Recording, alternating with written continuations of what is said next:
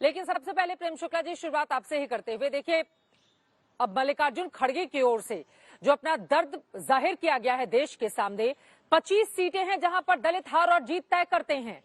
तो ऐसे में बीजेपी के लिए तो मुश्किलें हैं ना, क्योंकि 2007 के बाद की अगर हम चुनावों को देखें तो जो सीटें आरक्षित हैं उसमें बीजेपी का ग्राफ जो है धीरे धीरे ही सही लेकिन वो डाउन हुआ है। तो क्या इसके जरिए मल्लिकार्जुन खड़गे की पार्टी को मिल जाएगा बड़ा फायदा? देखिए चित्रा जी, श्रीमान मल्लिकार्जुन खड़गे अपने दलित होने के कारण उनसे जिस तरह से अस्पृश्यता का भेद किया गया, ये जो पीड़ा व्यक्त करें, मल्लिकार्जुन खड़गे जी का जन्म निजाम शाही में हुआ था, तो निजाम शाही में जो है छुआछूत मानी जाती थी, ये सिद्ध होता है। और ये भी इस तथ्य को बारंबार वो क्यों छिपाते हैं समझ के परे है कि निजाम शाही के समय रजाकारों ने उनके घर को जला दिया था, जिसमें उनकी माता जी की जो है दुखद मृत्यु हो गई थी। तो रजाकार किस तरह से दलितों का उत्पीड़न करते थे, रजाकार किस धर्म विशेष के थे, बताने की आवश्यकता नहीं है। उनका मजहब क्या था रजाकारों का।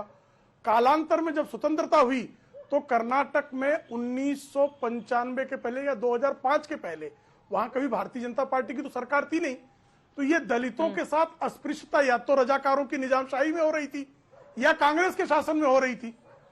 और अगर उनका पार्टी में अगर उनके साथ अस्पृश्यता हो रही थी तो ये गांधी परिवार कर रहा था।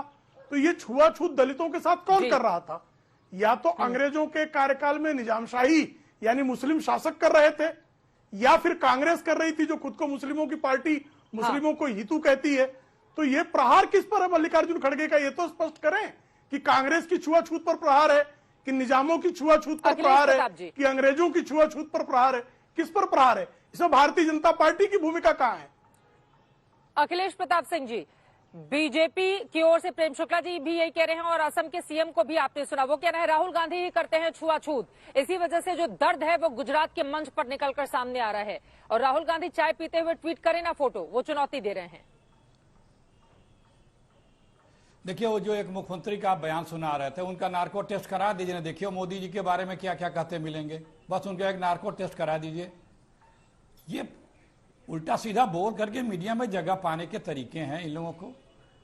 और जहां तक रही छुआछूत की बात, तो सबको जग जाहिर है, आरएसएस, बीजेपी, जनसंघ, जब बाबा साहब संविधान बना रहे थे, दलितों को बराबर का अधिकार दिया जा रहा था, कांग्रेस जिसकी लड़ाई लड़ रही थी, दलितों पिछड़ों के लिए आरक्षण की बात चल रही थी, दे रही थी, तो कौन विरोध कर रहा था? कौन संविधान को कह रहा था हम इसे नहीं स्वीकारेंगे? कौन संविधान के प्रति आप फाड़ रहा था? कौन बाबा साहब का विरोध कर रहा था? आज भी जो दलितों, पिछड़ों को, अल्पसंख्यक और लोगों को आरक्षण मिल रहा है, कौन कहता है कि ये आरक्षण को रिव्यू किया जाए? कौन कहता है कि दलितों को आरक्षण से बाहर किया जाए? बीजेपी तो कहती है, अभी भी कहती है, इनके आरएसएस प्रमुखों ने कई बार कहा है।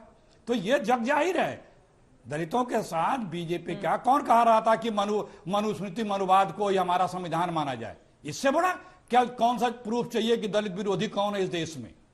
बताने की आवश्यकता है क्या? देखिए चित्रा जी, चुनाव आ गया है, जब से आदरणीय मोदी जी सत्ता में आए हैं, आ रहे थे, तब से मैं बार बार कहता हूं चाय कौन नहीं पीता कि बीजेपी जी। अखिलेश जी, मल्लिकार्जुन खड़गे के बताया कि एक समय था, छुआ हुआ चाय कौन नहीं पीता है? हाँ, दलितों के हाथ का छुआ हुआ चाय आजादी के पहले पीने में लोग ऐतराज करते थे। जो मनुस्मृति को मानेगा वो नहीं पिएगा। मनुस्मृति कौन चाहता था लागू करना इस देश में? अब ये बताने की आवश्यकता है क्या? ये आपको समझ में आया कि नहीं आया कि कौन आरक्षण का विरोध कर रहा था, कौन अभी भी विरोध कर रहा है, कौन आरक्षण को रिव्यू करने की बात कर रहा था? अरे आरएसएस थी, बीजेपी, जनसंघ थी, और कौन था? मैंने तो बार बार कहा है, चुनौती देके कहा है कि बीजेपी या मोदी जी या बीजेपी का कोई नेता 5 शब्दों को छोड़ के 2 मिनट कोई भाषण करके दिखा दे, हिंदुस्तान, पाकिस्तान, मुसलमान, आतंकवाद और धर्म, बोल दे मोदी जी एक भाषण बिना इन 5 शब्दों के अलावा। और चुनौती मैंने कई बार दी, कोई नहीं बोल पाया है। तो यह चुनाव आया है, चुनाव में गुजरात के अपने काम गिनाने को नहीं, डबल इंजन, ट्रबल इंजन बताते चलेंगे, करते चलेंगे, लेकिन काम कोई नहीं बता पाएंगे। कहते ना कि देखो मैं अहमदाबाद रेलवे स्टेशन पे बुलेट ट्रेन से उतर गया। मैंने कहा था ना मित्रों, 2022 में मैं बुलेट ट्रेन से आऊंगा। बोलना चाहिए था ना।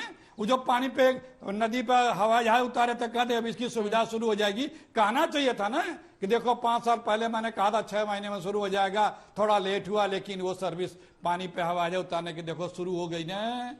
ये सब बातें करो भाई, आप प्रधानमंत्री हो, कुछ ठीक हो है, तो ठीक है, बताओ। ठीक है।